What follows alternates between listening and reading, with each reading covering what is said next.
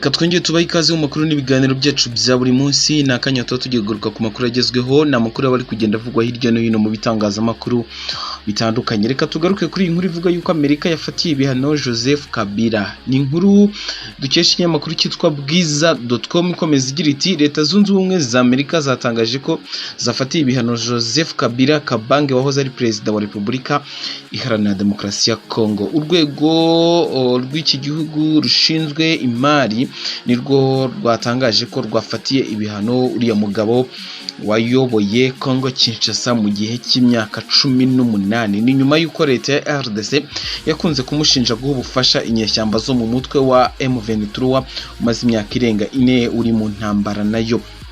Mu mwaka ushize urukiko rukuru rwa gisirikare muri RDC rwakatiye Kabila igihano cy'urupfu nyuma yo kumuhamya ibyaha birimo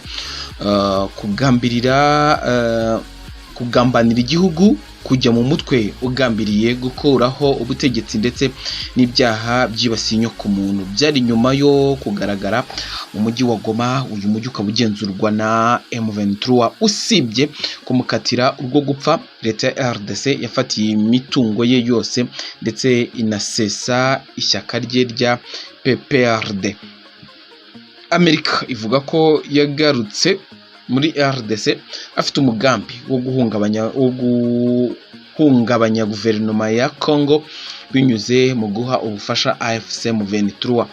Ivuga kandi ko yaba yarahaye ubufasha bw'amafaranga AFC mu rwego rwo kugira ngo uruhare rwayo muri politike rugaragare mu burasirazuba bwa RDC. Washington kandi yamushinje kuba yarashishikarije abasirikare bo mu ngabo za leta ya Kongo FARDC kuzivamo bakiyunga kuri AFC M23 ndetse no kuba ari gutegura kugaba ibitero kuri FARDC aturutse mu gihugu cyangwa aturutse mu mahanga. Ikindi ngo nuko yaba yaragize uruhare mu gushyiraho umunyapolitiki utavuga rumwe na perezida uriho kugira ngo yisubize ijambo muri guverinoma. Kubwa Washington, Kabila yafashije AFC na M23 mu buryo bw'ibikoresho, ayitera inkunga cyangwa ayiha ubufasha bw'ibikoresho, amafaranga, ikoranabuhanga cyangwa ibikoresho na service. Kabila ntacyo aratangaza kuri biriya bihano. Uyu mugabo icyakora amaze igihe agaragaza ko ubutegetsi bwa Perezida Felix Antoine Tshisekedi yita ubw'igitugu ko bugomba kuvaho nyuma y'uko bushinjwa kuba bukomeje gukora amabi menshi no kubabaza abanyekongo. Uyu mugabo yafatiwe ibihano biri mu rwego rw'ubukungu kuko ndi kubona urwego rw'iki gihugu rushinzwe imari nirwo rwatangaje ko rwafatiye ibihano uriya mugabo wayoboye Kongo Kinshasa mu gihe cy'imyaka 18. Ni ukuvuga ngo nimba ari urwego rushinzwe imari rushobora kuba rwamufatiye ibihano ku rwego rw'imari, dore ko iyo bano bagufatiye ibihano byanze bikunze imitungo yawe irafatirwa, ukaba nta hererekanya ryongera kubaho ry'amafaranga yawe. Ni ukuvuga ngo nyine ibintu bigendanye n'urwego rw'imari rwose baba bakubaniye. Ibi ndakubwira yuko biherutse gukorwa. Amerika iherutse nanone gufatira ibihano igisirikare cy'u Rwanda RDF nacyo mu rwego rw'ubukungu, binatangira guhwihwiswa yuko zishobora kuba zigiye no kuva muri Cabo Delgado muri Mozambique kubera bino bihano Amerika yaba yarafatiye igisirikare cy'u Rwanda RDF. Ibi biraza kuza kurangira bite ko M23 iri guhahanwa? Reka dutegereze n'iki kiraza kuza gukomeza.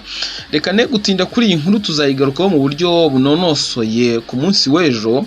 Ahubwo reka twitse cyane ku nkuru ivuga yuko Kanombe, aha ntago ari mu Rwanda, ni muri Kongo, General Makenga yasoje amahugurwa y'abandi bakada ba AFC M23 barenga 500 mu gihe bari gufatira ibihano abavugwa yuko baba batera inkunga uyu mutwe wo ukomeje ibikorwa bitandukanye. Ndi kubona hanga yahuye n'abakada barenga 500. Ni umugabo mukuru w'ingabo za AFC M23 akanaba umuhuzabikorwa w'igisirikare muri iri huriro General Major Sultan Makenga kuri wa kane tariki ya 30 Mata yayoboye umuhango wo gusoza icyiciro cya kabiri cy'amahugurwa y'ingengabitekerezo agenewe abanyamuryango ba AFC M23 bazwi nk'aba cadre cyangwa abakada.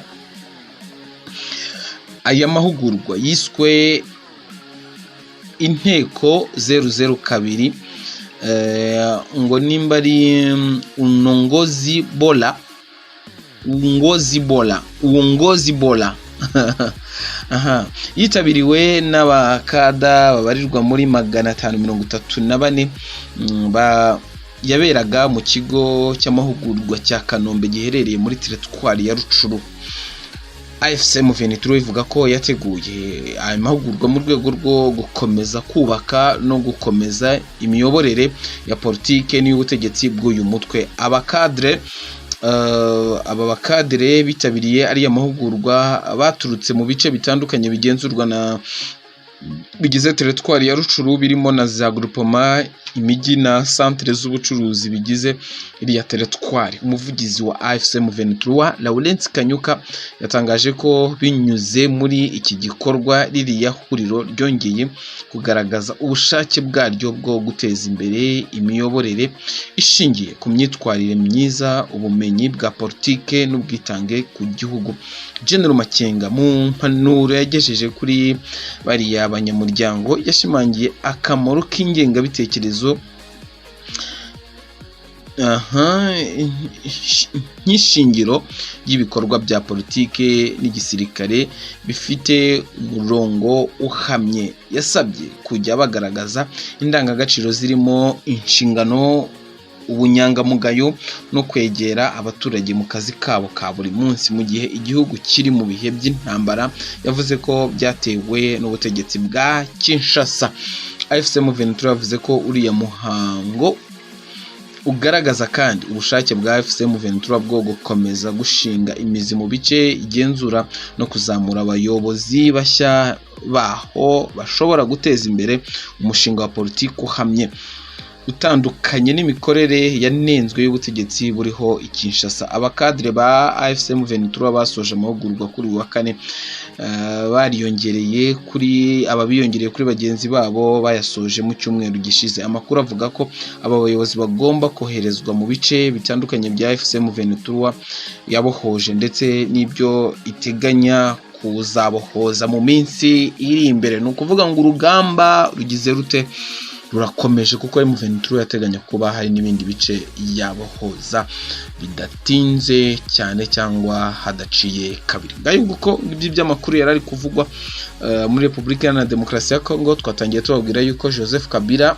yafatiwe ibihano Leta Zunze Ubumwe za Amerika, by'umwihariko urwego rushinzwe imari. Turaza kuza kumenya icyo uyu mugabo araza kuza kubivugaho nubwo ntacyo yari yakabitangajeho. Nongera nkubwira yuko ahitwa Kanombe General Makenga yasoje amahugurwa y'abandi ba cadre ba AFC M23 barenga 500. Ibi byo se biraza kuza kugenda bite ko M23 igaragaje yuko ifite umugambi uhamye, mu gihe muri Amerika bavuga yuko cyangwa n'ahandi na leta ya Kongo bavuga yuko igomba gushyira intwaro hasi ikajya mu bigo bya Kantanom cyangwa ikajya ahantu izamurirwa intwaro.